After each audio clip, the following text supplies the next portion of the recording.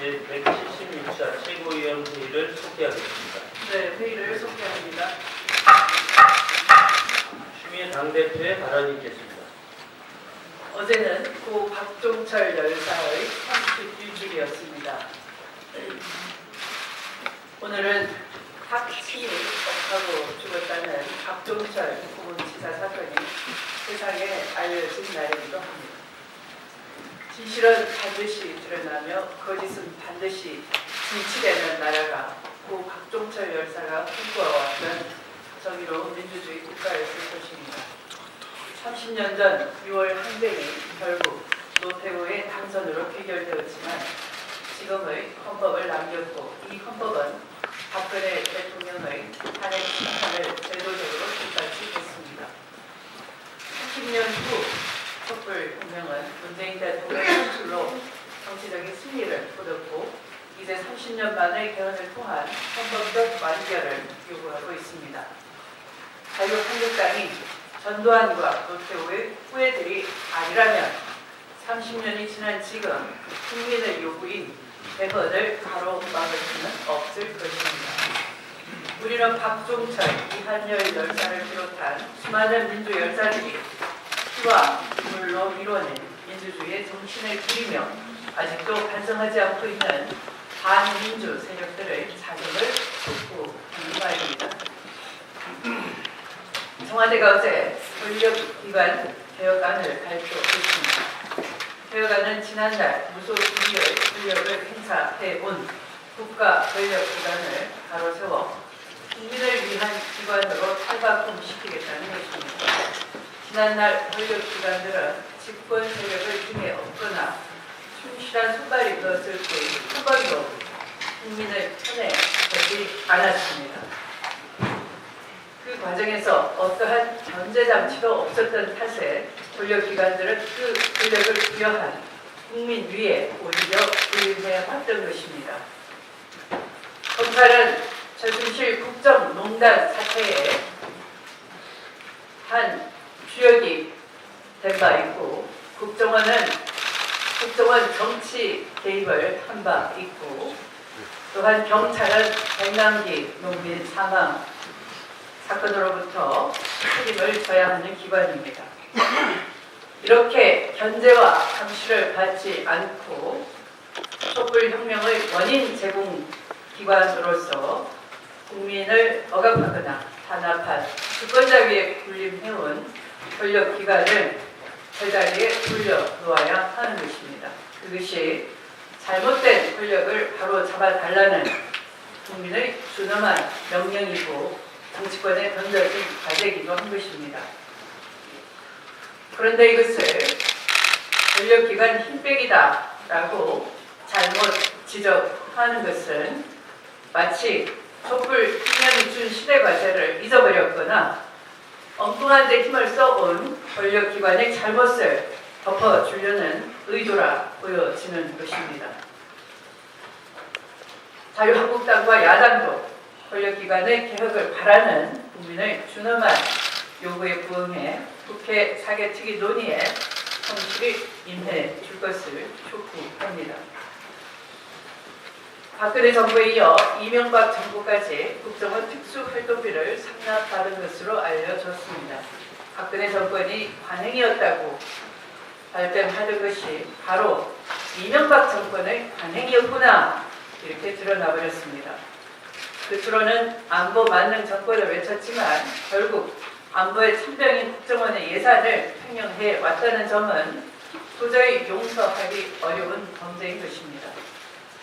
그럼에도 아직까지 이명박 전 대통령 측은 모르쇠로 일관하고 개인의 일탈 정도로 생활을 하고 있습니다.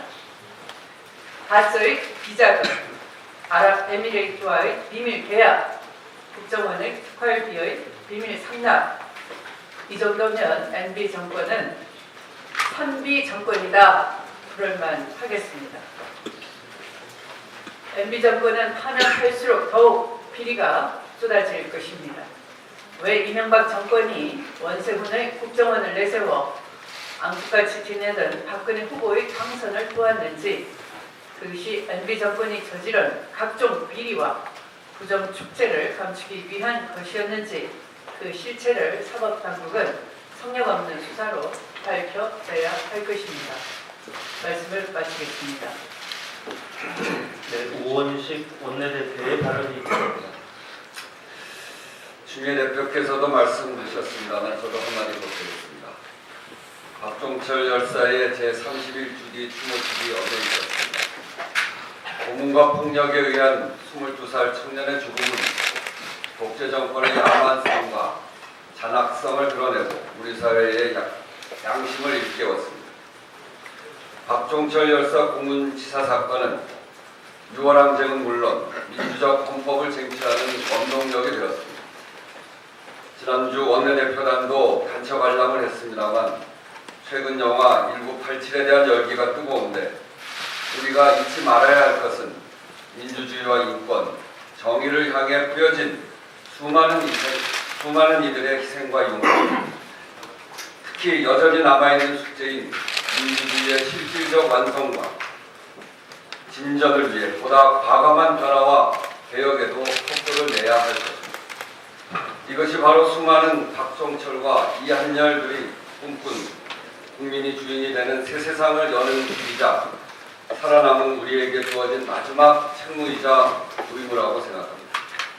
이는 촛불혁명으로 국민 주권 시대를 개막시킨 국민의 요구이자 명령이기도 합니다. 이런 측면에서 어제 청와대가 발표한 3대 권력기관 개혁 방안은 그 방향과 목표가 대단히 바람직하다 생각합니다. 군사 독재 정권은 물론 지난 이명박 박근혜 정권 하에서 자행된 일부 권력기관의 일탈과 범죄적 행위들은 민주주의 기반을 송두리째 흔들었습니다. 특히 이러한 일들이 가능했던 배경은 이들에 대한 민주적 통제 장치가 부족했기 때문입니다. 따라서 이번 개혁안의 핵심은 견제와 균형이라는 민주적 대원칙 하에 각 기관의 작동 방식을 민주화하여 권력 남용을 원천 봉쇄하겠다는 것입니다. 이는 민주주의의 기반을 단단히 하는 첫걸음이자 그간 국민 위에 군림해왔던 권력기관들을 국민에게 돌려드리는 시작이라 할 수 있을 것입니다.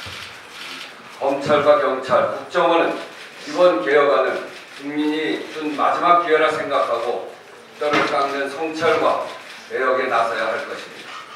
우리 국회도 이 같은 개혁의 물결에 적극 동참해야 할 것입니다.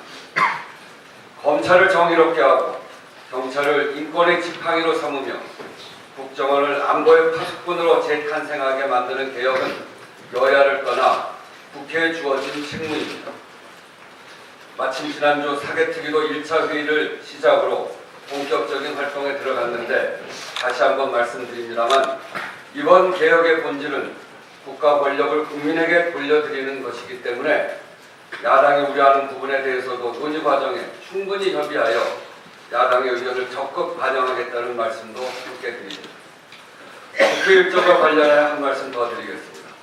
지난주 구성이 완료된 국회 개헌 정개특위가 오늘 첫 회의를 열고 본격적인 활동에 들어갑니다. 개헌 시기와 내용, 정치제도의 개혁 등 여러 사안에 있어 분명 이견이 있습니다만 원칙과 순리에 따르면 얼마든지 조속한 타결이 가능합니다. 특히 지난 1년 동안 활동했던 기존 개헌특위와 정개특위에서 충분한 논의와 토론이 있었던 만큼 크게 시간을 끌 필요도 이유도 없다고 생각합니다. 이번 정개특위가 단지 개헌 저지용 시간 끌기나 정치개혁 발목 잡기용 방패막이로 악용되는 일이 없도록 야당의 협조를 거듭 당부드립니다. 당리당략을 떠나 국민과의 약속을 지키고 우리 국회가 민의의 전당으로서 그 책임을 다할 수 있도록 여야가 함께 노력하자는 말씀을 드립니다. 모처럼 만에 부는 남북 간 훈풍에 힘을 보태고자 말씀드리겠습니다. 오늘 열릴 북한 예술단 파견과 관련한 실무회담은 지난 남북 고위급 회담의 합의사항을 이행하기 위한 첫발을 떼는 것이라 할 수 있습니다. 오늘 논의가 남북 합동 공연 등 의미 있는 진전을 이루어 평창올림픽이 평화올림픽과 함께 문화올림픽으로 이어져서 남북 간 진정한 화합의 장이 되기를 기대합니다. 오늘 논의를 시작으로 우리 정부가 제안한 차관급 실무회담도 조속히 개최되어 대표단, 선수단, 응원단 파견 등 북한의 평창올림픽 참가와 관련된 전반적인 합의가 이루어지길 원합니다. 그런데 한 가지 안타까운 점은 일부 야당의 마타도어식 주장으로 모처럼 만에 불고 있는 남북 간 대화의 훈풍에 찬물을 끼얹고 있다는 것입니다. 평창에서 피어오를 평화의 기운이 한반도 전체로 이어질 수 있도록 야당의 적극적인 협조를 당부합니다. 이것이 우리 국민 모두가 바라는 일입니다.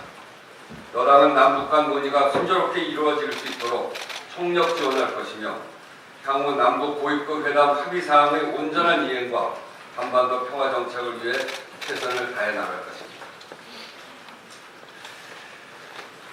제가 정치를 하며 가장 중요시 생각하는 것이 현장에 답이 있다는 것입니다.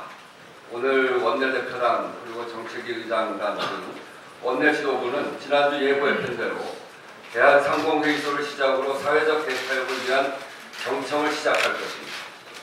다시 강조드립니다만 국민이 체감할 수 있는 변화를 이끌기 위해 산적한 민생 현안을 풀고자 지혜를 모으자고 하는 것입니다. 더불어민주당은 향후 각 경제 주체들의 의견을 수렴해가며 차분하게 사회적 갈등을 줄여 나가면서 민생 문제를 풀도록 최선을 다해 나가겠습니다. 오늘이 그 첫걸음입니다. 2월 국회가 시작하기 전에 각 경제 주체들의 고충을 듣고 이를 바탕으로 모두가 상생할 수 있는 방안 마련을 위해 국회가 앞장서고자 하는 것입니다. 마침 노사정의 사회적 대화 또한 회복될 조짐이 보이고 있는 만큼 오늘부터 시작되는 만남이 사회적 대타협의 마중물이 되고 제도화될 수 있도록 최선을 다하겠습니다. 국민 여러분들께서도 많은 관심 가지고 응원해 주시기를 부탁드립니다.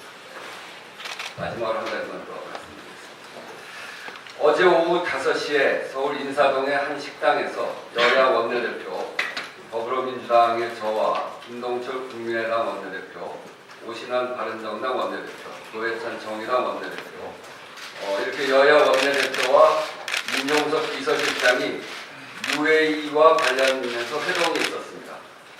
민정석 실장은 UAE 관련 오해에 따른 정쟁적 상황을 종식시키기 위해 설명 가능한 범위 내에서 성실한 설명을 하였고, 참석한 각 당 원내대표들은 대체적으로 대통령이 연두 기자회견 시 언급한 내용들이 현 상황의 기본 줄기임과 이해할 수 있는 정도임을 확인했습니다. 국익과 관련된 민감성을 감안함과 동시에 현재 진행 중인 상황이므로 지켜보기로 했고, 필요한 경우 추가적으로 논의하기로 했습니다. 이상입니다. 민홍철 최고위원의 발언이 있겠습니다. 부동산 가격 급등과 관련 말씀 드리겠습니다. 최근 강남 서초를 비롯한 강남 4구 아파트값이 계속 오르고 있습니다. 2008년 금융위기 이후 10년 만에 가장 큰 폭의 상승세라고 합니다.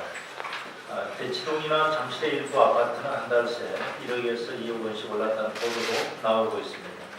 하지만 이는 개발 호재나 재개발 이슈가 있는 지역이 상승을 주도했다는 점에서 부치적 현상이라 할 수 있고, 전국적으로는 안정세에 들어섰다고 합니다. 강남 지역 집값 급등은 실수요를 넘어선 투기 수요가 가세, 재건축 고가 아파트를 중심으로 과열 징후를 보이고 있습니다. 국지적 현상이라고는 하지만 주변 지역으로 확산을 야기할 수 있으므로 기민하게 대응할 필요가 있습니다.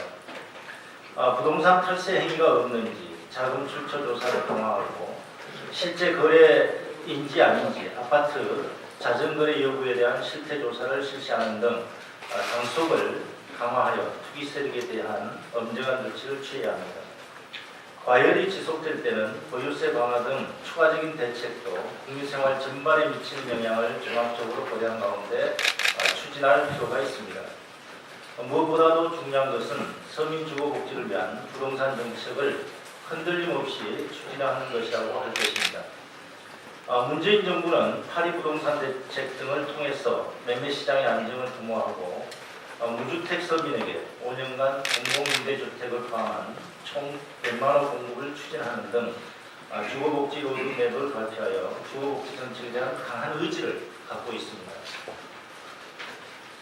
더불어민주당은 지난 대선에서 국민들에게 약속한 공공임대주택의 공급 확대, DSR 도입, DTI, LTV 강화를 비롯한 대출 관리, 도시재생 사업 추진, 전월세 상한제와 계약갱신 청구권 단기적 도입, 부동산 보유세 상향 등 공약을 지키기 위해 최선의 노력을 다할 것입니다.